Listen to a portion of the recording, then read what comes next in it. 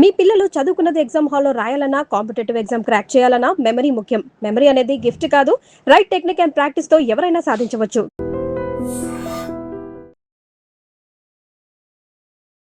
నమస్తే రమగారు. నమస్తే జయ. రమగారు, మనము రాజవాహన చరిత్ర చెప్పుకుంటా ఉన్నాము. ఉమ్, పక్షి ఆ అమ్మాయికి మనకి స్టోరీ చెప్తా ఉంది. ఉమ్, సగం చెప్పి ఆపేసింది, మిగతాది నా జంట పక్షి వస్తేనే తనకే తెలుసు, నాకు నాకు తెలియదు అని తెలీదు. చెప్పింది. ఉమ్. తర్వాత ఏం జరిగింది? అయితే ఇది ఇట్లా ఉండగా వీళ్ళు పక్షి దగ్గర నుంచి కథ ఎట్లా చదువుకోవాలి, తెప్పించుకోవాలి, అక్కడి నుంచి ఇంకో పక్షి కోసం ప్రయత్నం చేసుకుంటున్నారు ఈ పిల్లలు ఇద్దరు, రాజవాహనుడు శ్రమణి ఇద్దరు కలిసి. అయితే ఏమైంది, ఈ మహేంద్రపురికి చుట్టుపక్కల ప్రాంతాల్లో ఈ అడవుల్లో బోయేవాళ్ళు చాలా మంది ఉన్నారు. వాళ్ళల్లో ఒకడికి ఒక అద్భుతమైన సౌందర్యవంతమైన పిట్ట ఒకటి దొరికింది. దానిది అదేం మాట్లాడుతుందో ఏం పాడుతుందో వాడికి తెలియదు, కానీ అదొక ఆడపక్షి. వాడు ఏం చేశాడు, ఆ పక్షిని పట్టుకున్నాడు. పట్టుకున్నాక ఇంత చక్కగా ఉంది, దీన్ని ఎవరికైనా అమ్మితే బాగుంటుందని ఒక పల్లెటూళ్ళలోకి తీసుకొచ్చాడు. ఏదో రేటు చెప్పాడు. ఆ గ్రామాధికారి అన్నాడు, ఒరే ఇంత గొప్ప పక్షులే ఉంది ఇది, దీనికి ఈ రేట్ ఏమిటి, మహారాజు గారి కూతురు కల్పలత చక్కటి పిట్టల్ని కొంటుంది, ఖరీదు వస్తుంది, బాగా రేట్ వస్తుంది, అక్కడికి వెళ్ళి ఆ పిట్టని అక్కడ అమ్ముకోమన్నాడు. సరే, ఈ బోయవాడు మెల్లిగా మహేంద్రపురికి వచ్చి అక్కడ లోకల్గా కొంత ప్రయత్నం చేసుకుని యువరాణికి ఆ పిట్టని అమ్మాడు. అందమైన పిట్ట అనగానే అమ్మాయి కొనేసుకుంటుంది, ఆ పిల్లకి అవే ఇష్టం. అదేలేండి. సరే, ఈ అందమైన పిట్టని వాళ్ళ దగ్గరికి చేర్చారు, కల్పలత దగ్గరికి చేర్చారు. కల్పలతకి అశోకవతి అని పేరున్నటువంటి ఒక చిలకత్తు, వీళ్ళిద్దరూ కలిసే ఉంటారు. అయితే ఈ పిట్టను చూసేసరికల్లా ఎంత బాగుందో సంతోషించేశారు ఇద్దరు. ఇప్పటిదాకా చూసిన పక్షులు వేరు, ఈ ఒక పక్షి వేరు. వీళ్ళు చక్కగా అన్ని పక్షులకి బాగా వీలుగా పెట్టడం, పైగా ఏంటంటే అంతఃపురాల్లో కదా వీళ్ళకి గాలి వచ్చే సాధనాలు అవి ఉంటాయి, వాతాయనాలు అంటే కిటికీలు పెద్ద పెద్ద ఉండి గాలి బాగా వచ్చి బంగారు పంజరాలు అన్నీ శుభ్రంగా ఉండటం. యువరాణి ఉండే చోటు కదా, బ్యాడ్ స్మెల్స్ రావు, చక్కగా అగరధూపాలు అవి వస్తాయి. ఆడపిట్టకి అవి నచ్చింది. ఈ లోపలికి వెళ్ళి ఓ పూట కూర్చుని కొంచెం దాని ప్రయాణ పలసట తీరిపోయాక ఈవిడ అటు ఇటు తిరుగుతుంది, యువరాణి కల్పలత అని పిలిచింది. పిలిచేసరికి ఎంత సంతోషించిందో కల్పలత. ఆహాహా, ఏమి తీయటి గొంతు, పైగా నా పేరు తెలిసిపోయింది నీకు, నువ్వెవరివి, నువ్వెవరన్నా పెంపుడు జంతువువా, ఎవరి దగ్గరైనా పెంపుడు గృహపక్షివా నువ్వు, నీకు ఇట్లా మాట్లాడాలని, ఆ స్త్రీలని యువరాణిని ఇట్లా సంబోధించాలని ఎలా తెలిసింది నీకు, ఏయో ఓయో అనాలి, ఏయి ఓయి అనకుండా మా భాషలో ఇంత చక్కగా మర్యాదకరమైన పిలుపు ఎట్లా పిలిచావు నువ్వు అని బాగా అడిగారు. అడిగితే ఈ పక్షంది, మేము ఎప్పటి నుంచో రాజుల్ని రాణుల్ని చూస్తున్నాం, రాజు రాణుల కంటే మేము ఎక్కువగా అప్సరసలని, దేవతల్ని, విద్యాధరుల్ని ఎంతమందినో చూసాం, ఎన్నో కథలు నేర్చుకున్నాం.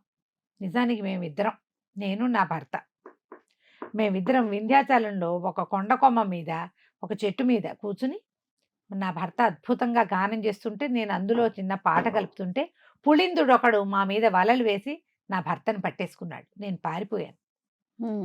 పుళిందుడి చేతిలో నా భర్త చిక్కిపోయాడు. నేను తర్వాత ప్రాణాలు దక్కించుకోవడానికి ఎగురుతూ వచ్చి మీ వైపు అడవుల్లోకి వచ్చేసి బోయవాడికి దొరికా.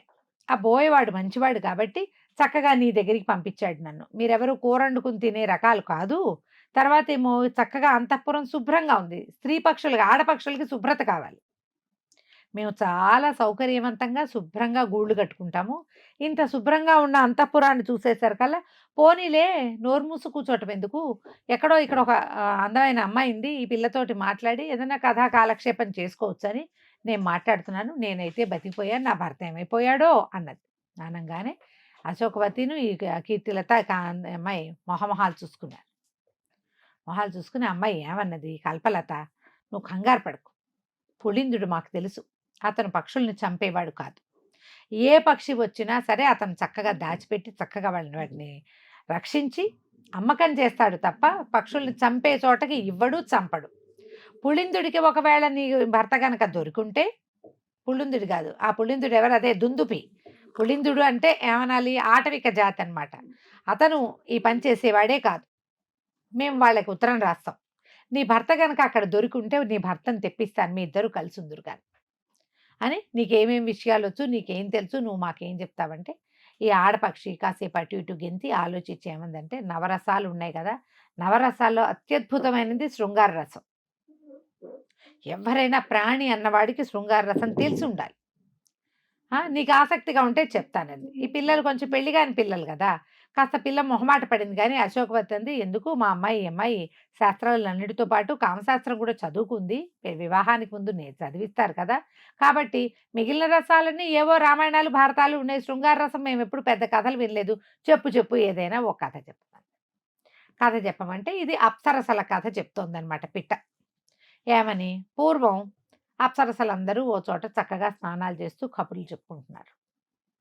కబుర్లు చెప్పుకుంటుంటే వాళ్ళలో వాళ్ళు మాట్లాడుకుంటారు. నలుగురు ఆడవాళ్ళు కలిస్తే అక్కడ లేని అమ్మాయి గురించి మాట్లాడతారు. పాత కథల్లో కూడా ఇది మనకు కనపడుతుంది. అది ఎందుకు రాలేదు, దానికి పొగరు, దానికి అది, లేకపోతే దానికి ఎక్కువ, అంతేగాని అది ఎంతో మంచిది, ఇలాంటి మాటలు మాట్లాడుకోరు. ఏది నెగిటివ్గా ఉందో అది మాట్లాడుతూ ఉంటారు. అప్సరసలందరూ స్నానాలకు బయలుదేరితే రంభాదేవి రాల. రంభకి ఎంత పొగరో అని మాట్లాడుకున్నారు. దానికి ఎంతో పొగరబోత్తనం ఉంది, ఆ నలకూబరుడి ప్రేయసి తనేనని, ఇంకా నలకూబరుడి మనసు గెలిచిన అప్సరసే లేదని దానికి గొప్ప గర్వం. మనతో కలవదు, ఆయనతో పాటే వెళ్తుంది కాబోలు విహారానికి, స్నేహితులతో వెళ్ళినట్టు ఉంటుందా, అదే ఇదే అని బాగా చాలాసేపు మాట్లాడుకున్నారు. మాటల్లో ఒకళ్ళిద్దరు ఏమన్నారు, కాదండి నలకూబరుడు అంత గొప్పవాడా, జయంతుడి కంటే గొప్పవాడా? నలకూబరుడు ఎవరు? కుబేరుడు కుమారుడు. జయంతుడు ఇంద్రుని కుమారుడు. జయంతుడు చాలా అందగాడేనే, మరి జయంతుడి ప్రేయసైన తిలోత్తమకు కూడా బోళ్ళంత పొగరబోత్తనం ఉండద్దు, కానీ తిలోత్తమకి లేదు పొగరబోత్తనం, అహంకారం లేదు, ఆమె చాలా డౌన్ టు ఎర్త్. ఇప్పుడు సభలో నాట్యం చేయడానికి వెళ్ళింది, ఇవాళ ఆవిడకి పని ఉంది కాబట్టి రాలేదు, కానీ లేకపోతే మనందరితోటి చాలా సాయిలాపాయిలాగా ఉంటుంది తిలోత్తమ. రంభకి ఎందుకు గర్వం, అది టాపిక్. ఇవి టాపిక్ మాట్లాడుకున్నారు. ఈ మాట్లాడుకున్నాక అసలు వీళ్ళల్లో ఎవ్వరు గొప్ప ఆ చెలికాడు, నలకూబరుడా జయంతుడా? మాటలైన తర్వాత సరే వీళ్ళందరూ కబుర్లు చెప్పుకుంటుంటే ఆ పక్క నుంచి నారద మహాముని వెళ్తున్నాడు.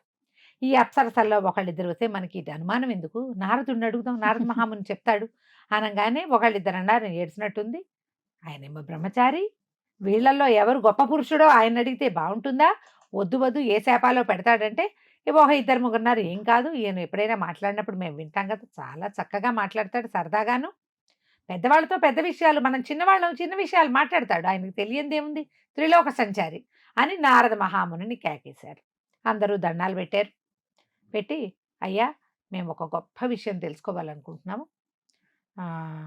ఈ గొప్ప విషయం ఏంటంటే, ప్రపంచంలో దేవతల్లో 5 అందగాళ్ళని చెప్తారు. 5 చాలా అందమైన వాళ్ళు, మన్మధుడు, చంద్రుడు, వసంతుడు, జయంతుడు, నలకూబరుడు, వీళ్ళ 5 దేవతల్లో అత్యద్భుతమైన అందగాళ్ళుగా చెప్పేరుపడ్డారు. మన్మధుడు అంటారా జగన్నియామకుడు, ఆయన విష్ణుమూర్తి యొక్క కుమారుడు, తర్వాత ఏమో అందరి మనసుల్లోనూ ఉండేవాడు, ఆయన లెక్కలేదు. చంద్రుడేమో గ్రహం, ఆయన లెక్క పెట్ట అందగాడని చెప్పుకుంటాం. వసంతుడు కేవలం వృక్ష సంబంధి, సీజన్ వచ్చినప్పుడే అందంగా ఉంటాడు, పోయిందా. ఈ మిగిలిన వాళ్ళిద్దరు ఎవరు, జయంతుడు, నలకూబరుడు, వీళ్ళిద్దరిలో ఎవరు ఉత్తమ శృంగార పురుషుడు తెలుసుకోవాలనుకుంటున్నామండి అని అడిగారు. నారదుడు అన్నాడు, ఆలోచన అయితే బాగుందమ్మా, సరిపోయింది, మంచి మాటే, స్త్రీలకు ఇలాంటి ఉత్సాహం ఉండటం కూడా మంచిదేను, ఎవరు చాలా అద్భుతంగా భార్యను చూసుకుంటారు, స్త్రీలను సంతోషపెట్టేవాడెవడో తెలుసుకోవాలి, మీకు అందరికీ ఉపయోగపడుతుంది, మీరంతా అప్సరోగణం కాబట్టి. కాకపోతే ఇవి నేను చెప్పలేనమ్మా, దీనికి ఒక మంచి ఐడియా ఉంది అని మన నందనోద్యానవనంలో కల్పవృక్షం ఒకటి ఉంది కదా, కల్పవృక్షం మీద ఒక పావురాల జంట ఉంది, ఆ జంటకి తెలుసు ఇదంతా, ఇలాంటి వ్యవహారాలు అవి చెప్తాయి, పోయి ఆ పావురాల జంటని అడగండి అనేసరికి అప్సరసలు కూడా కొంతమంది వెనక్కి తీశారు, మిగిలిన వాళ్ళు వెనక్కి తీయాలి, కాదు ఇదేంటో కనుక్కోవాలి, ఇప్పుడు ఆయన హీరోనా ఈయన హీరోనా, వీళ్ళిద్దరిలో టాప్ క్లాస్ హీరో ఎవరు. సరే మిగిలిన వాళ్ళందరూ స్నానాలు పానాలు ముగిచ్చారు, చక్కగా అలంకారం చేసుకుని నందనోద్యానవనంలో షికారు వెళ్ళారు, కల్పవృక్షం చూశారు. కల్పవృక్షం పైన ఒక బంగారు గూడు పెట్టుకుని 2 పావురాలు చక్కగా కనపడ్డాయి. ఈ కల్పలత అంది, అబ్బా పక్షి జాతికి ఎంత గొప్ప వచ్చింది, నారద మహామునే పక్షిని కనుక్కోమన్నాడంటే ఎంత గొప్పవే మీ పక్షి జాతి, మీలాంటి వాళ్ళు మీరే, ఆహాహా ఓహో అంది. ఈ పక్షి ఎప్పుడు చెప్పింది. సరే 2 పావురాలు మాట్లాడే వీళ్ళతోటి అప్సరసలతోటి, జయంతుడు నలకూబరుడు ఇద్దరు ఈ వనానికి వస్తారు. అప్పుడప్పుడు తన గర్ల్ ఫ్రెండ్స్ని లేదా భార్యలుగా ఉన్న వాళ్ళని అప్సరసల్ని తీసుకొస్తారు. మేము చాలాసార్లే వాళ్ళని చూసాం కానీ దగ్గర నుంచి ఎప్పుడూ అబ్జర్వ్ చేయలేదు. ఈసారి మీరు అడిగారు కాబట్టి అతన్ని ఇతన్ని కూడా దగ్గరికి వెళ్ళి చూసి ఎవరు ఉత్తమ పురుషుడో చెప్తామన్నారు. అయిందా? సరేనన్నారు. అప్సరసలందరూ దండాలు పెట్టి వెళ్ళిపోయారు అని కథ ఆపేసింది పక్షి. ఈ అమ్మాయి ఇప్పుడు ఇంతకీ ఎవరుకి అమ్మాయి అడిగింది అనమాట. వీళ్ళిద్దరిలో ఎవరు అని అడిగింది కల్పలత. ఏమో నాకు తెలియదండి పక్షి. నా భర్తకి తెలుసు, ఓహో! నాకు తెలీదు. ఇంత మటుకే విన్నా. అదేమిటి ఇలాంటి కథ మొదలుపెట్టావంటే, అయ్యో నీ కూడా మొదలు పెట్టకుండా ఉండాల్సింది. ఏదో శృంగార రసం అన్నాం కదా, అనుకున్నాం కదా, గబుక్కుని జయంతుడు నలకూబరుడు గుర్తొచ్చి ఇది మొదలుపెట్టాను. నాకేమో ఇంత మటుకే తెలుసు, తర్వాత ఏమైందో నాకు తెలీదు. ఆ పావురాలు ఏం చెప్పాయో, నలకూబరుడు గొప్ప జయంతుడు గొప్ప అది కూడా నాకు తెలీదు. ఇక ఈ అమ్మాయి తెల్లబోయింది. ఇదేంటి సస్పెన్స్లో ఆగిపోలా?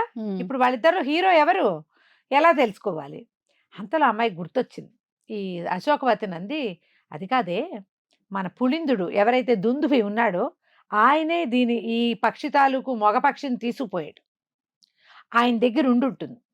నాన్నగారి చేత ఒక ఉత్తరం రాయించు, ఎక్కువ డబ్బులు పంపించండి, ఆ పక్షి మనకి కావాలని వివరంగా రాసేయండి అని చెప్పింది. అశోకవతి పరిగెత్తుకుంటూ వెళ్ళి రాజుగారి దగ్గరికి వెళ్ళింది. ఈ అమ్మాయి కల్పలత వాళ్ళ నాన్నగారి దగ్గరికి. ఆ కల్పలతకి ఒక పక్షి వచ్చింది. దాని జంట పక్షి పులింద వనంలో ఉందిట వాళ్ళ దగ్గర. ఇట్లా కావాలండి అంటే నువ్వు ఉత్తరం రాసి పట్టురా, నేను సంతకం పెడతాను అన్నాడు. ఈ అమ్మాయి వివరంగా ఉత్తరం రాసి అక్కడికి పంపించారు. ఈసారి ఏం చేశారు, మామూలుగా పక్షులకు పంపే డబ్బు కాకుండా ఇంకా ఎక్కువ డబ్బులు పంపించారు. ఈ పక్షి కూడా కావాలని రాస్తూ ఉత్తరం చూసుకుని ఈ దుందుభి ఆయన కుమారుడైన రాజవాహనుడు లెక్క ప్రకారం వాళ్ళు అడిగిన పక్షులన్నీ పంపించారు, ప్యాక్ చేసేసారు. చేసిన తర్వాత ఈ ఉత్తరంలో చివరి వాక్యాలు ఏమిటి, మీ దగ్గర ఒక వింత పక్షి లభించిందిట వింధ్యాటవిలో, దాని జంట పక్షి అయినటువంటి ఆడపక్షి రాకుమార్తెకి దొరికింది, అది ఏదో విచిత్రమైన గాథలు చెప్తుందిట, మీకు కొంత గాథ సగమే చెప్పి మిగిలిన కథ నా భర్తకి తెలుసు, అదేమో ఈ దుందుభి దగ్గర ఉన్నదని చెప్పిందిట, కాబట్టి మీ దగ్గర జంట లేని మగపక్షి మాట్లాడే పక్షి ఉంటే ఆ పక్షికి నేను ఎక్కువ ధర కూడా పంపుతున్నాను, అది మాకు పంపించేయండి. ఉత్తరం వచ్చింది. ఈయన ఉత్తరం చూసుకుని పిల్లలు ఒప్పుకుంటారా, వీళ్ళిద్దరూ ఆ పక్షితో కథలు వింటున్నారు, రెండో పక్షి మాకే కావాలని గోల్ చేస్తున్నారు.